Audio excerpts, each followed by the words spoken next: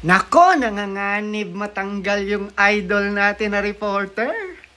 Si Eden Santos. Hindi na nila papapasukin. Supalpal kasi, no?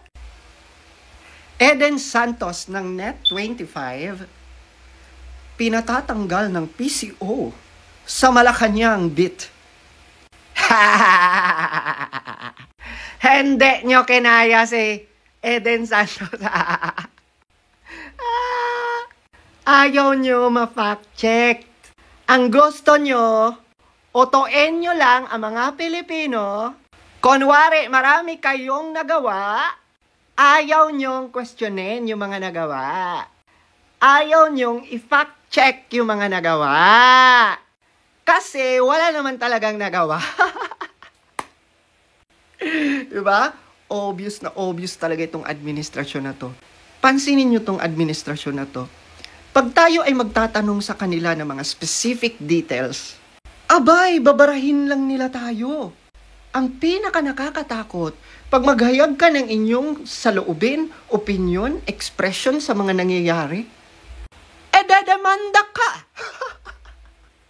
Diba? Apaka-worst ng panahon ngayon sa totoo lang. Bawal pumuna, bawal magtanong. Katulad ngayon no? Tama naman yung ginagawa ni Eden Santos Si Eden Santos, gusto niya lang malaman ang mga detalye, detail per detail.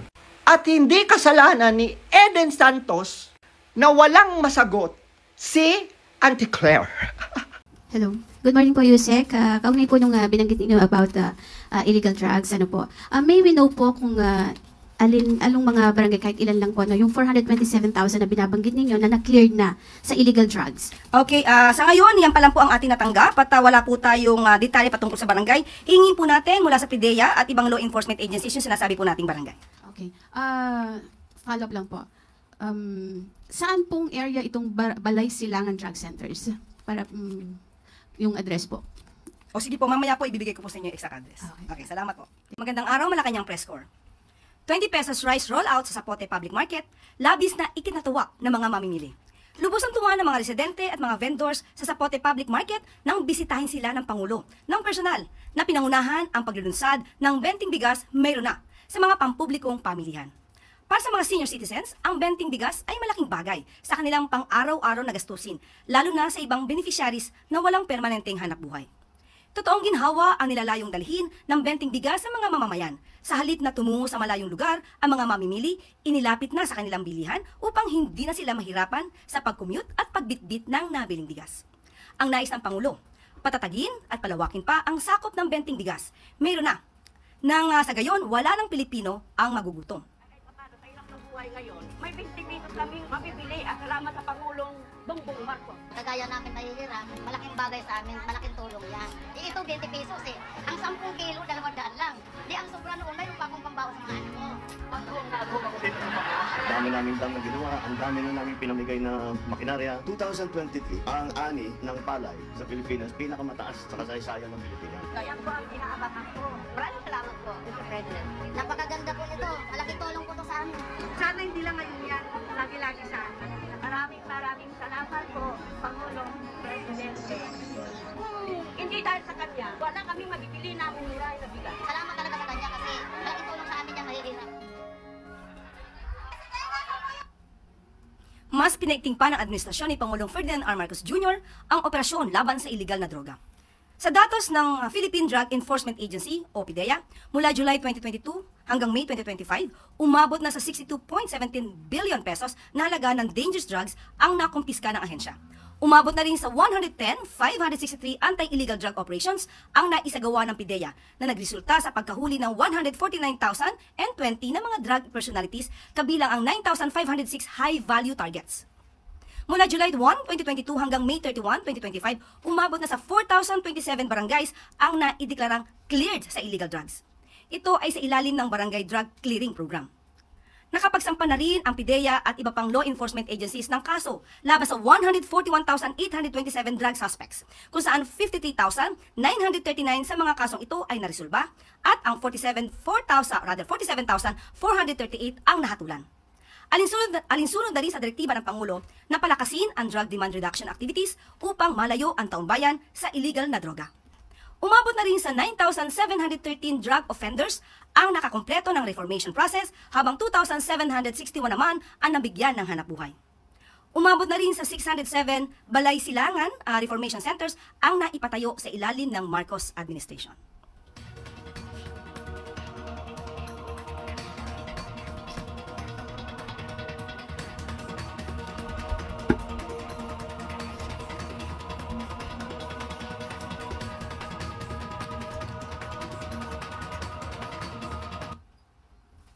At maaari na po tayong tumanggap ng inyong mga katanungan. Just reminding everyone of the one question, one follow-up guideline. Eden Santos, Net 25. Good morning. Hello. Good morning po, Yusek. Kaunay po nung binanggit ninyo about illegal drugs. Ano po? May we know po kung along mga barangay, kahit ilan lang po, yung 427,000 na binabanggit ninyo na na-cleared na sa illegal drugs. Okay, sa ngayon, yan pa lang po ang ating natanggap at wala po tayong detalye patungkol sa barangay. Hingin po natin mula sa PIDEA at ibang law enforcement agencies yung sinasabi po nating barangay. Okay. Follow up lang po. Saan pong area itong Balay Silangan Drug Centers? Para yung address po. O sige po, mamaya po ibibigay ko po sa inyo yung exact address. Okay, salamat po. Thank you. Next question, Pia Gutierrez, ABS-CBN. Hi, ma'am. Si DILG Secretary Remulla po says that he will ask President Marcos for authority to suspend classes tuwing may bagyo. Sabi po niya, mas madaling mag-coordinate pag sa DILG daw po magagaling yung suspension ng classes. Ano po ang masasabi ng Pangulo tungkol dito, and does the policy, the wisdom behind this? Sa ngayon po ay wala pa pong opisyal na sagot ang ating Pangulo patungkol sa suggestion po ni Secretary John Vic Remulla. At ito po ay pag-aaralan dahil kung ito naman po ay makakabuti, sa mas nakakarami, pag-aaralan po ito at magbibigay ng maaaring tugon ng Pangulo patungkol dyan. Pero as of the moment, kung ano yung nagiging sistema natin sa kasalukuyan, kung saan ang mga liderato ng mga ahensya ng LGU na siyang nagbibigay ng kanilang utos o order kung mayroong mga suspension ng klase, yung po muna mananatili. Pero so far po, may nakikita pa po ba kayong areas of improvement, particular dito sa polisiya na ito, or yung kung paano po nagsususpend ng klase yung mga LGUs at ang mga paaralan? Lalo na po may mga magulang pa rin na nagre-reklamo na minsan nasa school na yung bata saka palang magsususpend ng klase. Mas maganda po natin itanong ito sa mga liderato po ng mga LGUs. Kasalukuyan po kasi at paminsan-minsan medyo hindi rin po agad yata na ibibigay sa kanila yung mga information para po sila makapag-decide agad. Pero sa pamamagitan po ninyo at ng taong bayan, kung maaari po makapagbigay agad ang mga heads ng LGUs ng mabilisang order o kanilang panukala kung dapat isuspende ang klase, dapat po talaga na mas mabilis para hindi pa po nakakalabas ang mga bata at mga magulang, hindi na po naiipit kung nagkaroon na ng baha o traffic. Ann Soberano, Bombo Radio. Yusek, good morning. Panahon na po ng tag-ulan at may mga bagyo na rin tayong inaasahan. So gaano po ba kahanda ang gobyerno para tugunan ang mga hindi inaasahang epekto dulot ng mga pag-ulan, pagbaha at mga posibleng bagyo na rin na paparating? May direktiba po ba si Pangulong Marcos doon sa mga concerned agencies and sa mga local government units? Yes, totoo po yan. Napapanahon na po talaga dahil ngayon ay Hunyo at nararamdaman na po natin ang tag-ulan. Kagabi lamang po ay malakas ang ulan sa aming lugar. Sa inyo siguro ay malakas din ang ulan. Pinag-utos na po ng Pangulo na agaran po ang paglilinis ng mga drainage dahil ito po ay makakatulong po na maiwasan ang mabilis na pagbaha, lalo-lalo na po dito sa Metro Manila. Ayon nga po sa MMDA, meron na po sila na 23 priority esteros sa NCR gamit ang makabagong equipment o mga machinery para po ito malinis ng agaran, itong mga estero po. At maliban po dyan, pinag-utos din po sa DOLE at saka sa DPWH. Bakit po? Dahil po, maaasahan po natin yung mga tupad beneficiaries na tumulong sa paglilinis ng ating mga estero. At para naman po sa MMR, or rather MMDRRMC, kailangan po yung local disaster offices ay maging handa bilang first responders sa mga ganitong klaseng mga pagkakataon. At pinag-utos na rin po ng DILG na palakasin po ang disaster preparedness measures ng bawat lokal na pamahalaan. At pinag-iiting na rin po, ayon sa DILG, at babasahin ko po, activation of emergency operation centers, evacuation preparedness, updated contingency plans, community drills and exercises, at ang enforcement of no-build zones. So asahan po natin ang mga susunod na mga hakbang ng ating mga opisyal para po mas maging handa pa sa mga darating na panahon. mensahe na lang po ng gobyerno ng Malacanang sa ating mga kababayan, lalo na po doon sa mga lugar na prone po na daanan ng bagyo at mga pagbaha. Asahan niyo po ang gobyerno nakikilos para sa inyo, pero sana rin po, kumilos din po kayo para sa taong bayan. Iwasan na po natin magkalat, magtapon ng mga basura sa mga lugar na mas madalas na bahain. Minsan po tayo rin po ang nagiging dahilan kung bakit mabilis bumaha sa ating lugar. So, maglinis po tayo, huwag po nating itapon ng basura ng walang responsibilidad. Yun lang po, sana po makatulong tayo sa bawat isa. Maraming